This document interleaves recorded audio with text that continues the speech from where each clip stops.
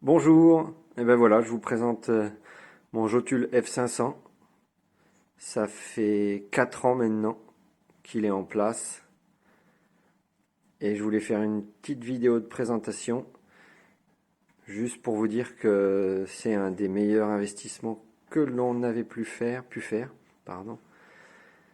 Et puis des fois que des gens seraient à la recherche d'un poêle idéal, on va dire, ça peut peut-être les mettre sur la bonne voie.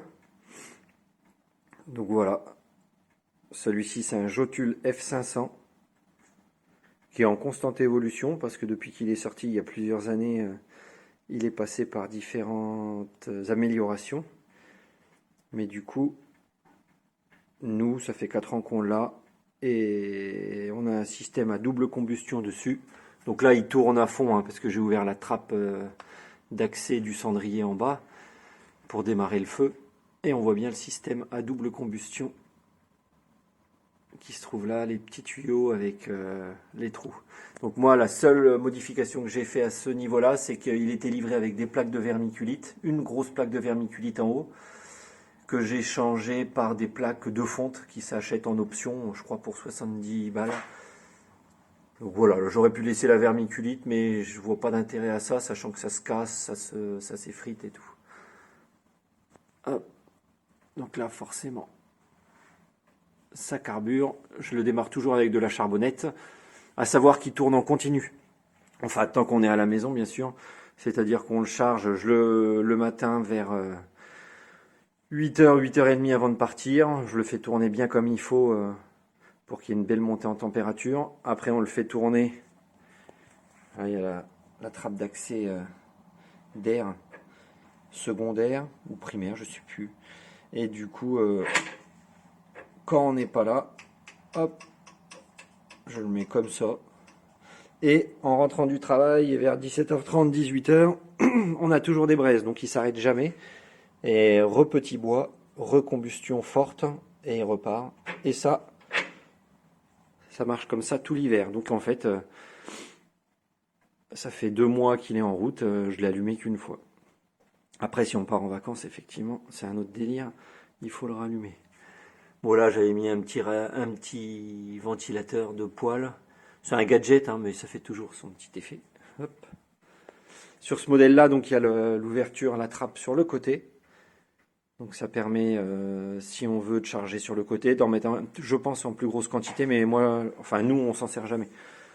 Parce que ça fait beaucoup de crasse sur le côté, sachant que souvent les cendres se mettent au même niveau que la trappe. Donc dès qu'on l'ouvre, ça dégueule. Donc moi je préfère charger en frontal et ça marche bien comme ça. Tac. Donc voilà. Donc, là, il y a le système donc avec le cendrier. Hop. Alors j'en ai acheté un deuxième pour faire le roulement tous les 2 jours. On vide la cendre. Tac. Il y en a beaucoup qui disent qu'ils laissent la cendre. Mais concrètement, nous, la cendre résiduelle, on la laisse celle qu'il y a dans le foyer. Et puis on vide quand même le cendrier. Il y a toujours un fond de cendre en fait, ce qui est bien pour maintenir la braise. Mais il n'y en a pas en surquantité pour pas que ça dégueule de tous les côtés. Bon, alors là, la vitre, elle est super propre. Donc je viens juste de la faire. Donc, mais je la fais environ une fois par mois pour qu'on ait quand même l'aspect visuel tac, de l'ensemble. Voilà. Alors, on l'a posé sur une ancienne cheminée. Tac. Comme ça, on conserve le charme. Parce que nous, on a une maison à l'ancienne. Et du coup, on a voulu garder ce petit charme-là. Donc voilà, au niveau des entrées, si je vous ai pas dit, au niveau des entrées d'air, donc il nous en avait mis une comme ça, mais moi je trouvais ça pas du tout efficace, donc bon c'est un peu grossier ce que j'ai fait, mais j'ai percé des trous dans le tuyau d'arrivée d'air.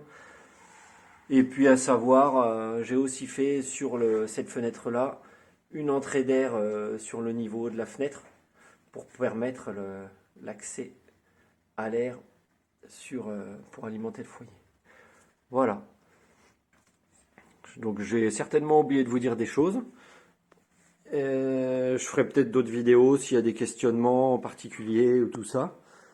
Et puis voilà, n'hésitez pas. Je réponds à toutes les questions. Passez une bonne journée. Au revoir.